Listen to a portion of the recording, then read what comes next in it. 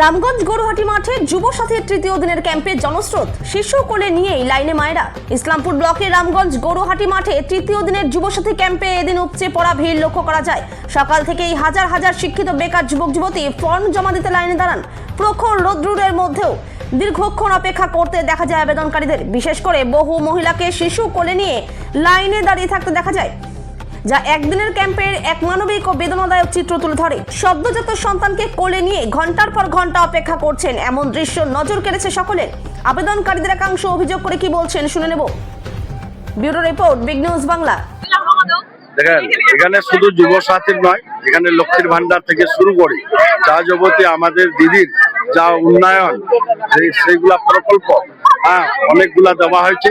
সেই জন্য বিশেষ করে আমাদের যুব সাথীদের যারা বেকার হয়ে পড়ে আছে তাদের জন্য আমাদের দিদি 1500 টাকা করে প্রতি মাসে যে একটা ভাতার মতো যে করেছে, সেটাকে সবাই একটা যেটাকে বলে ভোগ করার জন্য এসেছে। অনেক প্রচুর ভিড় আছে। আপনি মিডিয়ার মাধ্যমে আমি বলতে চাই যে আমাদের আরেকটা ডেট আছে। আপনারা যারা আমার এই ভিডিও ফুটেজটা বা মিডিয়ার মাধ্যমে যদি কেউ শুনতে পারেন যে আবার আমাদের 20 তারিখে আছে, আজকে যদি কারো ছোটা যায় সেটা আবার আগামী দিন 20 তারিখ আসে, সেটাকে ফর্ম ফিল আপ করতে পারবে। অনেক অসুবিধার মধ্যে পড়ছে যারা বাচ্চা কোলে নিয়ে আছে, এমনকি প্রেগনেন্ট মহিলা, তারাও লাইনে দাঁড়িয়েছে। বিষয়টাকে কিভাবে দেখছেন? দেখেন, অফিসারদের আমি রিকোয়েস্ট করলাম যে কলয় বাচ্চা নিয়ে যারা আসছে, যারা অসুস্থ, তাদের কাজটা যদি আগে করে দেয় তাহলে সেটা আমাদের যে একটা মানবিক যে আমাদের নিজের একটা ব্যক্তিগত যে মানবিক আছে, তাদেরকে আগে যদি ফ্রি করে দেয় তাহলে অনেক ভালো। এটা মানুষের মানবিকতা হিসাবে আমি বলছি। অনেক হায়ার কোয়ালিফিকেশন তারাও কিন্তু লাইনে দাঁড়িয়েছে। তারা লাইনে দাঁড়িয়ে বলছে যে 1500 টাকা ভাতা নয়, আমাদের চাকরি দেওয়া হবে। অবশ্যই আশাবাদী সবাই, আমরাও আশাবাদী। আগামী দিনে দেখেন অনেক কিছু করছে, সেটাও আগামী দিনে অবশ্যই করবে। আপনারা ধৈর্য রাখে। চতুর্থবারের জন্য মুখ্যমন্ত্রী যদি আমাদের দিদি 250 আসন নিয়ে যদি আমাদের মুখ্যমন্ত্রী হয়, আরো আমরা শক্তিশালী যদি হয়, আশা করা যায় আগামী দিনে অবশ্যই সেটাও হবে।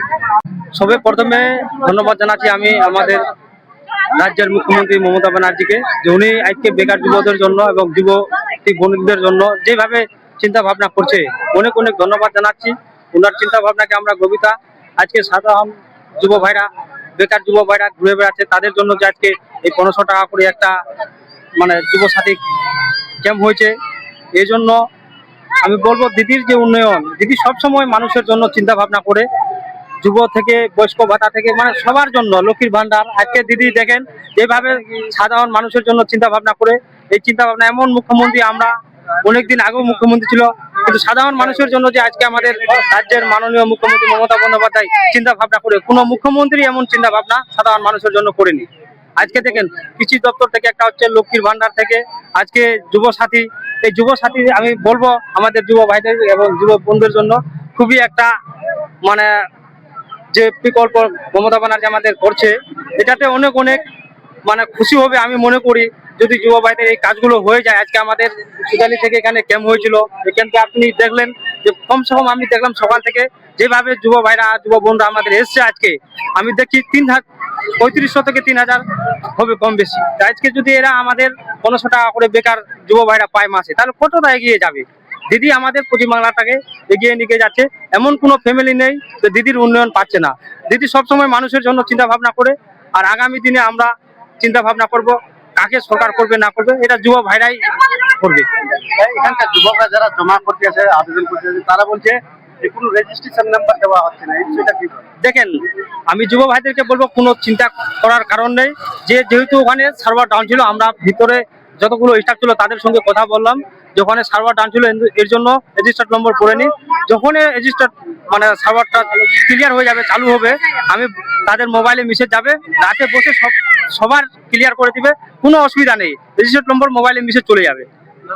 অনেকে গর্ভবতী মহিলা রয়েছে বা বাচ্চা কোলে নিয়ে লাইনে দাঁড়িয়েছে, তাদের মুখে শুধু দেখা যাচ্ছে নীরবতার ছবি। কিভাবে দেখছেন বিষয়টা? না, আমরা বললাম এখানে কিছু কিছু আমাদের যুব ভাইদেরকে বললাম, যারা বাচ্চা ছেলেকে বা যারা প্রেগনেন্ট আছে তাদেরকে যেন আমরা লাইনে আগে করে দিতে পারি, এটা আমরা বললাম। দেখি যতদূর পারি আমরা সহযোগিতা করব। কাদের ইসলাম কি করতে আসছেন? যুবসাথী ফর্ম জমা ফিল আপ করতে। লেখাপড়া করুন। দেখো বিয়ে কমপ্লিট করিনি এখনো, মানে বিয়ে করতেছি। গ্রাজুয়েশন কোনো কোয়ালিফিকেশন আছে কি? তোমার ইঞ্জিনিয়ারিং বা বিটেক এমটেক কিছু আছে? না, এক্সট্রা এমনি কিছু নেই, মানে করতেছি আমি, মানে অন্য কাজ করতেছি। এখন কি করেন? এখন বিলার অফিসে থাকি। এই যে আপনার এখানে বেলার অফিসে কি সরকারি চাকরি? না না, পাবলিক। মোর হিসাবে হ্যাঁ, এই যে যুবসাথী প্রকল্প, এটা কতটা আপনাদের সুবিধা হবে বা উপকৃত হয়েছে বেকার?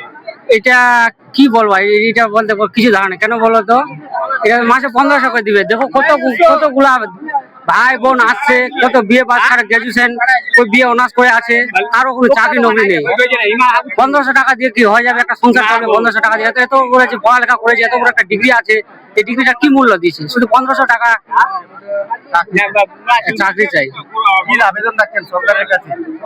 সরকারি আবেদন কি কিছু দেয়, মানে এটা চাকরি ছোট বড় ব্যবস্থা করে দিলে বেশি ভালো হবে। নাম? কাদের ইসলাম।